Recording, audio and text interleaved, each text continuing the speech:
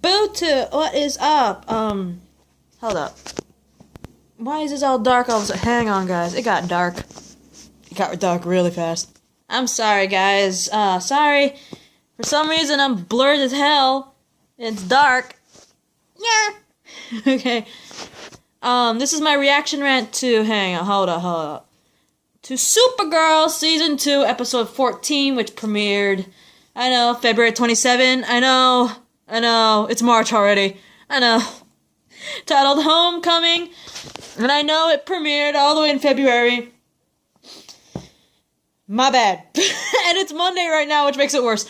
Because, I believe Episode 15 is premiering, which is titled Exodus or something like that. I'm sorry. Look at our gloves, yo. Look at this. It becomes mittens. See? Look at that. My boyfriend bought me these ones, right? And sadly enough, the buttons came off. See, like, these mitten parts, they come off, right? And, like, there's supposed to be a button here to hold it down, and the buttons came off. And so my boyfriend bought me another pair. I wore these ones to sleep because, you know, I don't have to worry about the buttons and stuff like that. But, anyway, off topic. Let's start this off before I go totally off topic. Last we saw, which was, hang on, what episode is this again? 14, okay. Last we saw in episode 13, we saw some extreme heated making out between, Kara and Mon-El. And then they landed on the couch, and we all know that's gonna lead to something, which it was true. You wanna know why? Hang on, guys, I hear something. I'm sorry, you guys. I had to get the mail because the mailman was making all kinds of noises. But anyway, like I said, we all assumed that they did the naughty after the last episode because they're all making out on the couch, which was just hot and steamy. Which we're all correct because next thing you know, we get a zoom in of, the aftermath of that night because we see clothes scattered all over the floor of Kara's bedroom and, some on her bed. And we see, obviously, naked Mon-El. Well, we don't really see his naked body, but he's obviously naked underneath those sheets because, he's sleeping in the bed and he wakes up and he's like, where the hell did she go, right? And the TV's on. He has his clothes. At least he's putting on clothes and all that stuff. He sees the TV. Apparently, she did some Supergirl stuff. And she brought back some flowers for him and coffee, which I thought was adorable. And oh my god, what now? Hang on, guys, hang on. I'm so sorry, guys. I know for you guys, I pause it and it doesn't seem like any time has passed, but at least a good 10 minutes have passed since in between pauses. Let's get back to it. I'm sorry. I needed a snack. Anyway, yeah, Mon-El wakes up to pretty much an empty apartment only to find out through the TV that, Kara's been doing some morning Supergirl stuff and she arrives with some flowers and coffee. And, seemed like they're gonna start off again, courtesy of Mon-El, but, you know, she's like, yeah, we can't, the DO wants to see us, and, she also tells him that she doesn't want him to blabber out to them that they're together now, mainly because, you know, her reasoning was pretty much when she started something with Jimmy, remember Jimmy? James? When she started something with James, everyone was in her business, and she doesn't want them to be in her business this time when it comes to Mon-El, because she doesn't want anything to happen with anything bad happening with her relationship with Mon-El.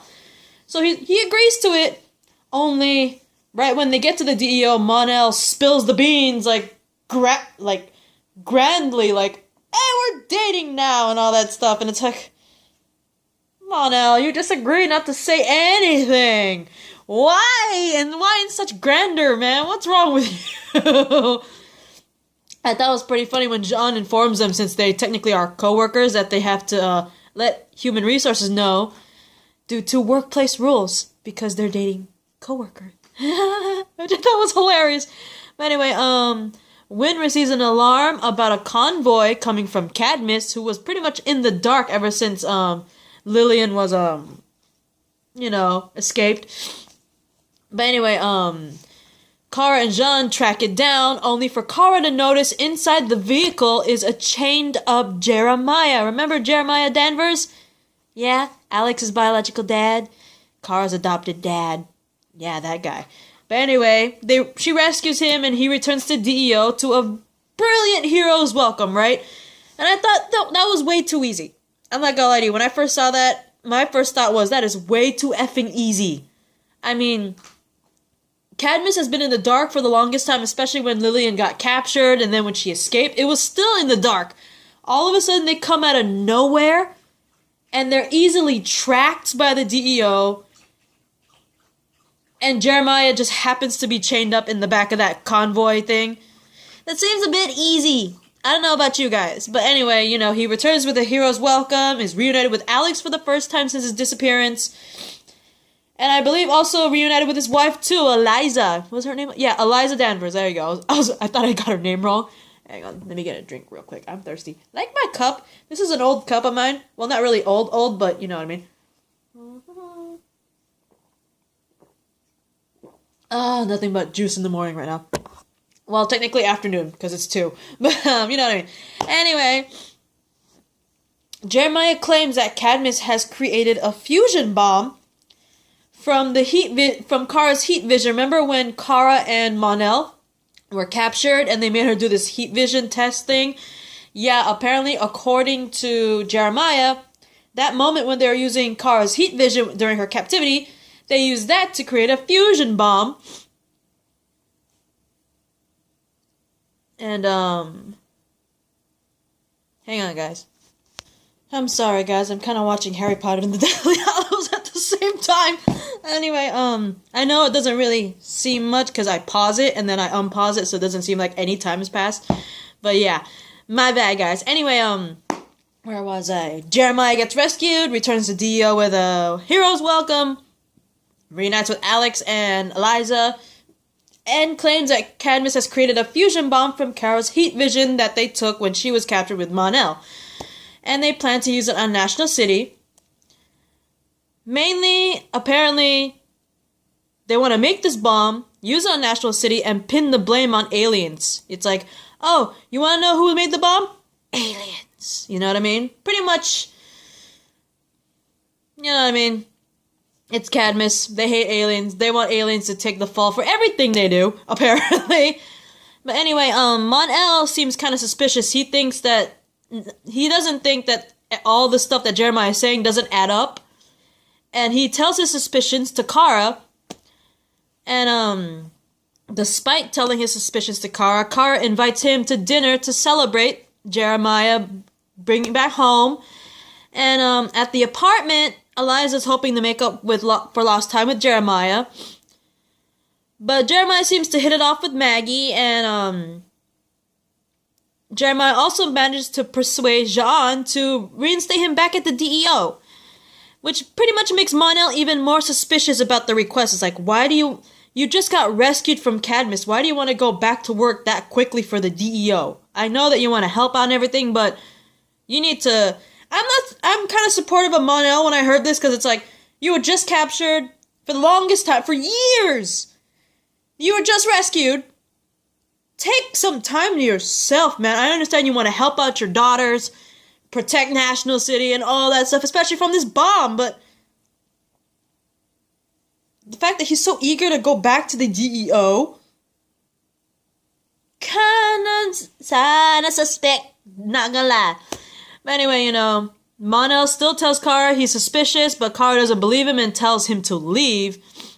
And Jeremiah has a private pep talk with Mon-El, and he's like, I know who you are. Basically, that's all he says, constantly says. He's like, I know who you are. Mon-El of Daxam. Basically, Jeremiah pretty much knows whatever secret Mon-El's been hiding about his origin. Apparently, Jeremiah seems to know it, because he uses that against Mon-El, because he's like, I will tell Kara, basically, right to his face. And, you know, he leaves. And when Mon-El visits a bar, he sees Win, and he manages to convince him to find out what Jeremiah is up to, right? And Win only does this favor on one condition. Make sure Mon-El treats Kara nice, you know? Because obviously Win cares about Kara, and wants to make sure if Mon-El and Kara are together, Mon-El treats her right? Which is like, good job! Good little Win looking out for Kara. This is why I like their bro TP more than a relationship, I'm just saying. Anyway, The next day, Jean assigns Jeremiah to oversee the medical bay, and just as Jean leaves, apparently Jeremiah does some suspicious stuff. He attempts to access information from the DEO database, unaware that Wynn is actually watching him. And so Wynn lets Kara and Mon-El know what Jeremiah tried to do, and when they confront Jeremiah, he claims the only reason why he was trying to access information from the DEO database is because he wanted to check information prior to his disappearance. What that means is all that time between when he first got captured and assumed dead up until now, he claims he just wanted to know what's been going on in his daughter's lives. Both of them, Alex and Kara, right? This doesn't sit well with Kara, and because it doesn't sit well with Kara, she gets in a little fight with Alex. She's like, I expected them from these two, but I couldn't be any more disappointed in you, right? And it's like, Jesus Christ, Alex, suspicious. If you wanted to know what's been going on with both of your daughters since you were captured till now, talk to your daughters. There's no need for you to go all secretive and try to sneak in, try to get information from the DEO database. You could just talk to Alex, talk to Kara. They'll give you stories of what's been happening to them. You don't have to go secretive and go through the database, right? But that's why it's like totally very, very suspicious. Later on in the bar, Mon-El continues to get romantic advice from Wynn about Kara, obviously, and they end up receiving information that they have found the fusion bomb. And when Kara, Alex, and Mon-El arrive on site, they suspect that something isn't right? Anyway, hang on. I am currently running out of time, and I'll see you in a part 2 video, okay? Bye.